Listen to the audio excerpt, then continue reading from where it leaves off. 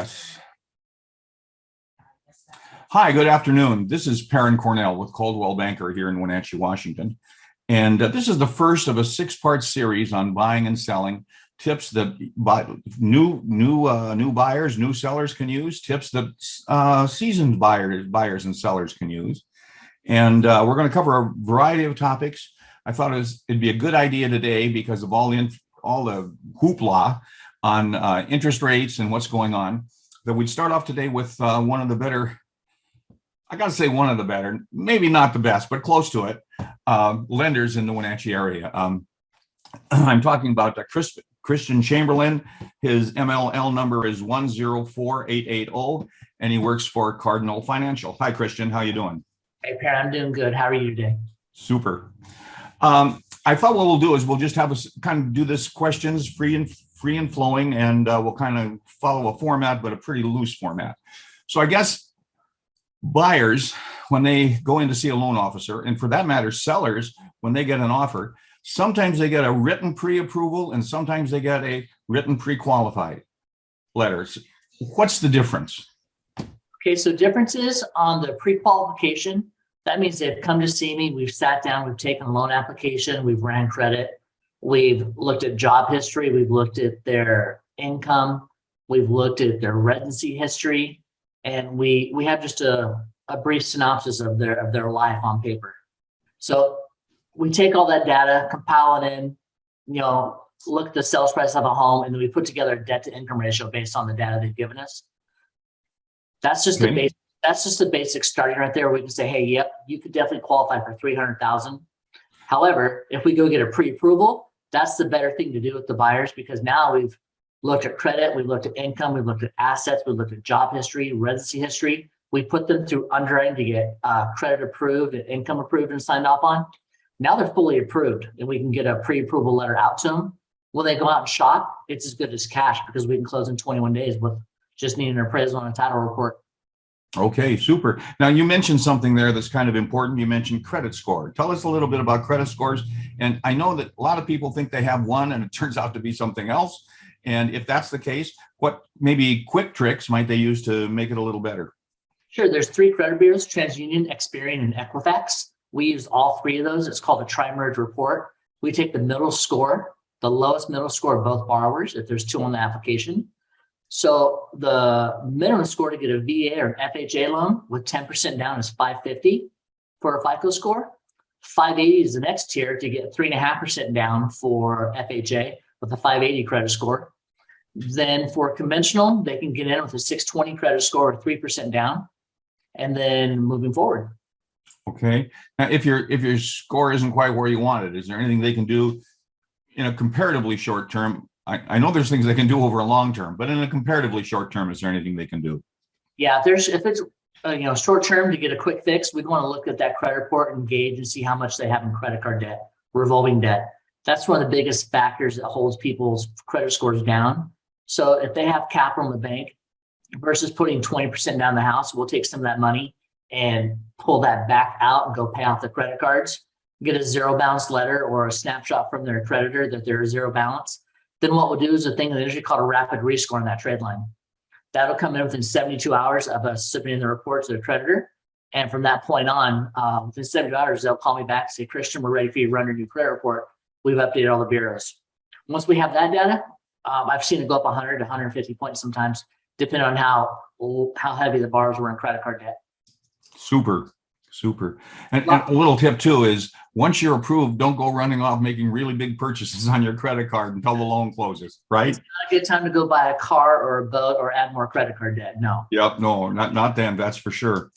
You mentioned some loan types, and everybody's heard the loan types, but lots of times they don't know what that means either. So give us the more common ones anyway. Sure. So VAs for veterans only, Veterans Administration, they get 100% financing. There's no mortgage insurance on the file. So and we can go down to a 550 credit score, 10% down. Or we can go down to FHA, 3.5% down on a 580 credit score. That's to the Federal Housing Administration. They're managed by HUD. Then we have conventional home loans. We have USDA home loans. USDA home loans also are 100% financing. They have the cheapest mortgage insurance out there in the market. at 100% financing. It's just a really great program. And then we have conventional 3% down with a 620 credit score. Okay. Now on USDA, there is a income limitation though, right? USDA, yeah, and that's based on the USDA income eligibility. In our county, top ahead, I think it's like 93,400 for a family of 4 is what the top. I'd have to get online and like put the data into the USDA eligibility field, but pretty much where it's at, right around 93,000. Sure. How about documentation required for a loan? Documentation varies for the loan file. If you're a business owner, for sure, they're going to collect up tax returns. They're going to collect up Schedule K-1s. They're going to collect up any paycheck stubs the self-employed persons paid themselves. They also collect up any W-2s they paid themselves for W-2 income for a self-employed borrower. For a normal W-2 wage earner, a lot of the times, if they don't have any rental income, we can get away with just 2 years W-2s and 1 month's paycheck stubs and a written verification of employment. That's our easiest. If they do have any type of self-employment for one of the borrowers, then we will actually call in the need for the tax returns. Okay. Well, I'm looking up here and I'm seeing that our time has just about expired. I wanted to show one thing and then I'll give you a chance to say goodbye. And maybe if you can come up with a tip for for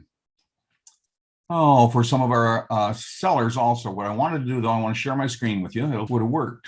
Okay. Share. Now I see your main screen now. Okay. Now can you see the chart? Coming up. Yes, sir. Got it. Okay. One of the things we've been dealing with in the past, since last fall and early part of this year, is now this happens to just be Chelan, the Wenetchee area, but this is the January. This is where the number of homes on the market were. Okay. Now this is where the number of homes on the market is.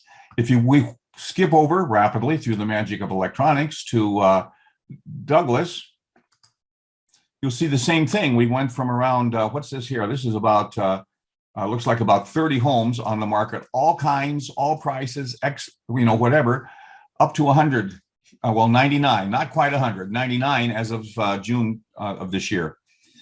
The reason I bring that up is it's an opportunity for buyers that they haven't had in the past, because there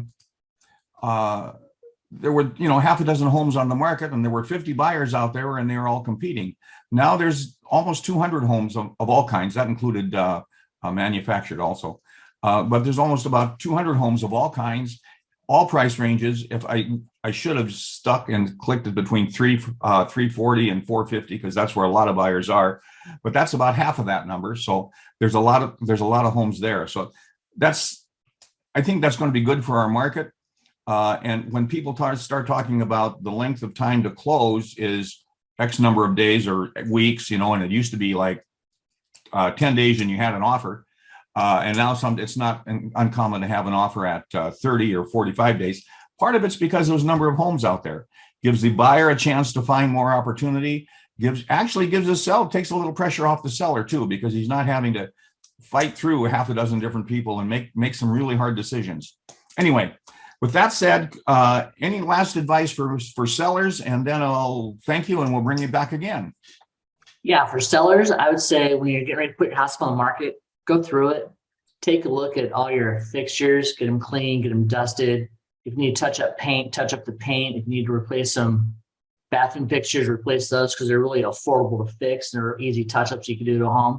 The next thing I'd probably say, have a landscaper come out to your house and really make the curb appeal look really good, and just do pressure wash on your house and clean the driveway. And the first impression means a lot when people drive to houses they're looking at possibly buying. So that's probably a good little tip for a seller. That's really true about the first impression. Thank you. Oh, one more thing. What's your phone number and email address? I'll post it later, but go ahead and shoot it out. Contact me anytime up to 10 p.m. at 509-293-0194. My email address is Christian.Chamberlain@cardinalfinancial.com. Okay, Christian, thank you very much. And we'll be talking to you later. Thanks again. Thank you, Perrin. Really appreciate it.